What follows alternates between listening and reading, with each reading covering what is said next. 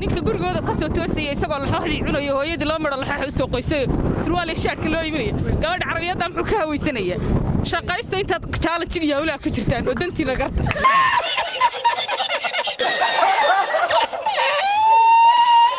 كواد أركتاني يوسف بالله مني لما ركينا نصوص مبلع كبح أضو تاي سقو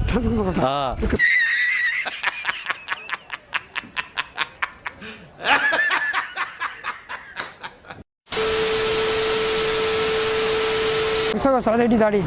مبلغ السلام عليكم ورحمة الله تعالى وبركاته داوديال وبرخدموني ويذكر سؤال جودها مقالة لسانة وقرنا هذا الشانل كل سبتة سبسكرايب لسيدو كلنا نكمل الكفر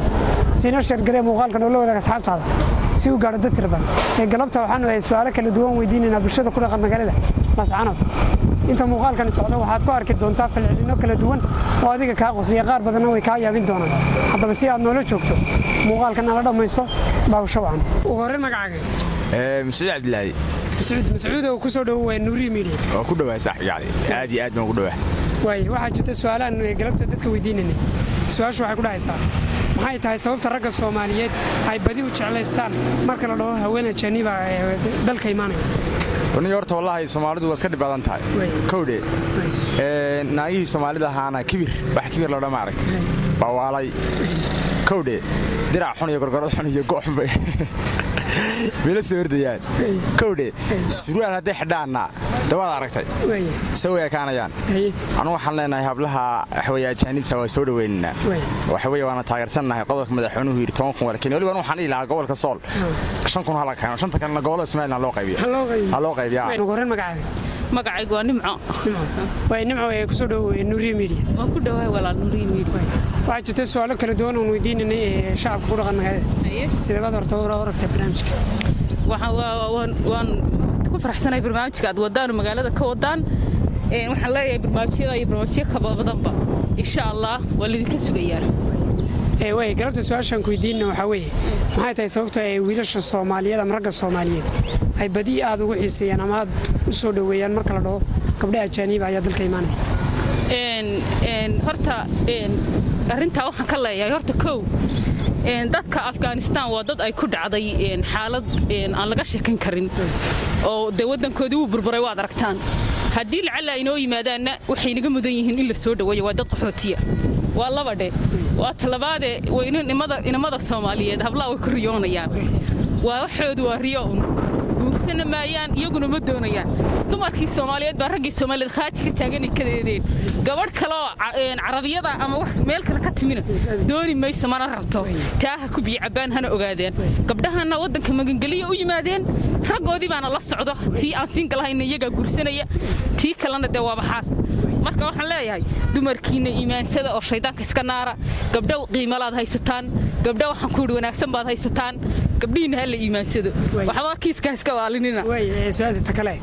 badi ragga Soomaaliyeed markay arintaas timaado xafaaltanka ee challenge-ga gabdhaha Soomaaliyeed ee Janiibta badi waxay gabdhaha Soomaaliyeed ku eedaan inay dhahaan gabdhaha Soomaaliyeed sheebkay aad uga fikiraan bal mid ka horiyada dhageysa hadaba adduunka qof aan lacag jecelayn ma jiro rag iyo dumar ku doona ha ahaadee qof walba lacagta uu jeceliyay maanta hadaan ku $100 ku sinimada ka diidaysaa marka dumarkuna meel ay joogaan lacagta way jecel yihiin gabadhan carabiyada aad guursanaysidna lacag bay doonaysaa gabadha Soomaaliyeed lacag bay doonaysaa laakiin muhiimaddu waxay tahay labada qof ay isguursanaya wax isku fahmaan imika anu qofkaanan doonayn hadaan qofka rabin uu guriga soo bandhigto waxaan doonaa ku xijinaya waayo danka meel Soomaaliyeed laakiin qofka aan doonayo wax allaale wuxuu rabo haduu faqiir yahay waan ku galay waan ogaay jeebkiisa waa ku galaya haduu taajir yahayna de kaba sii daran marka anigu waxaan leeyahay guurku isfahanay lacag maaha ragga Soomaaliyeed waxaan leeyahay challenge-ga iyo waxaan aad wadaan in adeero joojiya waxaasna anigu waxaan ogaay calaasha wax challenge inuu yahay uusan dhabka ahayn marka habliina iska iimaansada ninka gurigooda ka soo toosayay isagoo laxooxdii cunayo hooyadii loo midho laxoox u soo qoysay surwaal iyo shaadka loo iibinaya gabadha carabiyadda muxuu ka hawaysanaya shaqaysta intaad challenge iyo hawlaha ku jirtaan oo dantiina garta qoran magacaygu waa Cabdirasaaq Ismaaciil Xirsi magaca caanka la yaqaan waa Bidda Artist wow salaamullah saaxiibayaal waa Bidda Artist waa farshaxanista Soomaaliyeed farshaxanka ugu gacanta fudud weeye geeyiga Soomaaliyeed Bidda Artist waxaan ku soo dhaweynaynaa Nuri Media waayahay welcome waa ku dhawahay aad baan uga dhawahay wadahan baliyana baan ku salaaminaa su'aashan galabta ku weydiinna waxa ku dhahaysaa maxay tahay sababta ay ragga Soomaaliyeed ugu gacan taagaan haweenka ajaanibta marka la dhaho haween ajaanib ah ayaa halkan imaanaya waayahay taas markaan kaaga hadlo waa mid qofka shakhsiyadiisa iyo dadnimadiisa iyo wadaninimadiisa iyo islaamnimadiisa intaba daciif ka dhigaysa waayo anigoo qof muslima oo Soomaaliya arkayo oo ila afa oo ila jiida oo ila suurada inaan qof kale ku doorsanayn isbitaalka Idil Medical Center ay ka hawlgalayso Dr. Idil oo ku taqaaqustay daaweynta haweenka dhawaana waxay tagaysaa degmada Yagoori iyo degmada Kalabayd ay waxay ka fulinaysaa hawlgal caafimaad oo bilaash ah magacaaga Cabdiraxmaan Axmed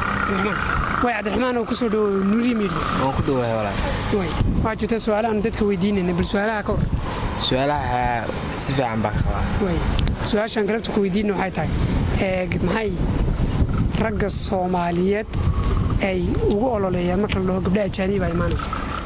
doorta qof kasta fikirkiisa waa gaar anigu horta fikirkayga horta madaxweynuhu dee wuu soo dhaweey baan u malaynayaa way adigoo ku bilaabaya magacayga najax way najaxay waxaa ku soo dhawaanaysaa Nuri Media walaal waan ku dhawahay walaal waxaa jirta su'aalo kala duwan oo aan weydiinayna bulshada ku dhaqan magaalada sideebaad hadda u aragtaa barnaamijka والله وين قلت تاجر سنة ما شاء الله نسوي وينه كلامته سؤال كويدين نحكي له ساعة ما هي تسبب الرجل الصوماليين أي جوجا عن تاجان مركل الله قبل أتشاني بعد ضل كيمانية أي وديريان كوا الصوماليين ولا صوماليين قبلها الصوماليين وخلدين ده كنا نحكي فلان قبلها الصوماليين بتشوف سوماها وواحد استقر رابع وحلي المهر كقال استوى بين وحسمهر نما قال سينو وي بدي sidoo kale gabdhaha Soomaaliyeed waxay ku eedeeyaan inaysan jacaylkan waxna ka aqoon badina ay badankoodu jeebka xiiseeyaan marka ajaanibtan waxay ku dooranayaan inay tahay wax macnaha iska caadiyo isiyaan waxna aysan u baahnayn horta walaal dad isku mid maaha way jiraan gabdho odayaal ku soo lacag ku raacay laakiin si anugu jacaylkayga lacag kuma raaceen wax kasto yahayna waan ku rabi lahaa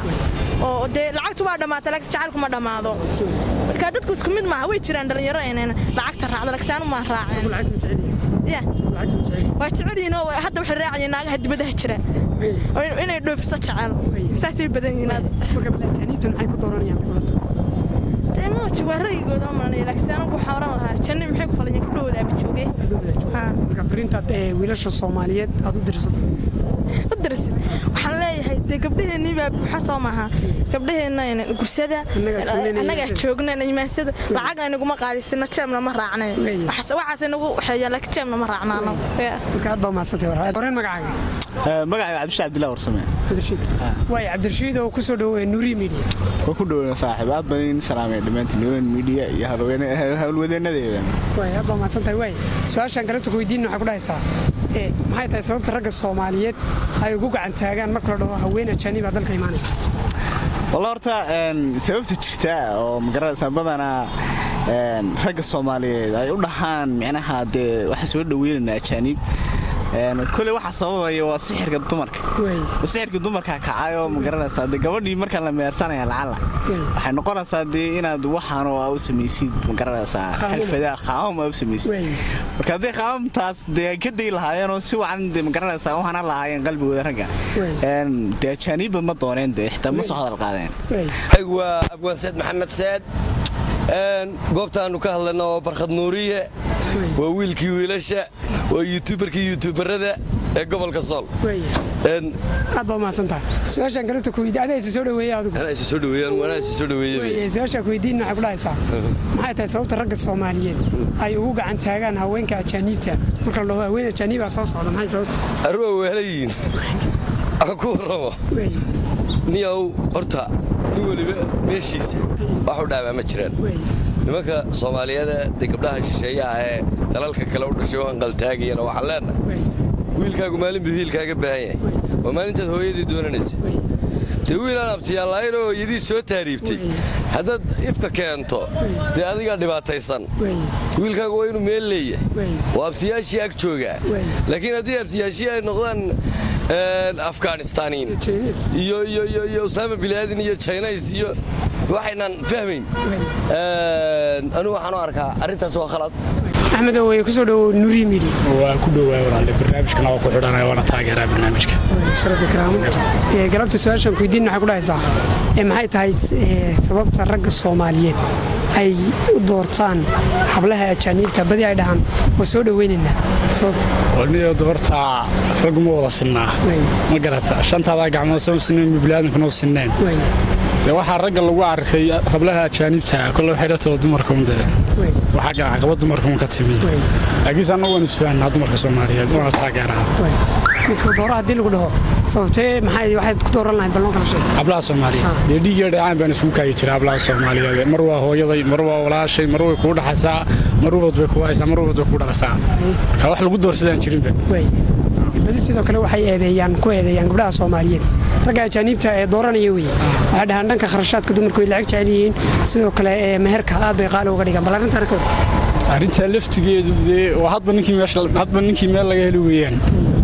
ka laftigeedu caqabad ay leedahay marka fariinta u dirsan maxay tahay kuwa ajaanibta oo walaalayn waa hableena hal asturto hal dhaqdo guri hal geysto saddexda lagu xidhade baan aad baa mahadsan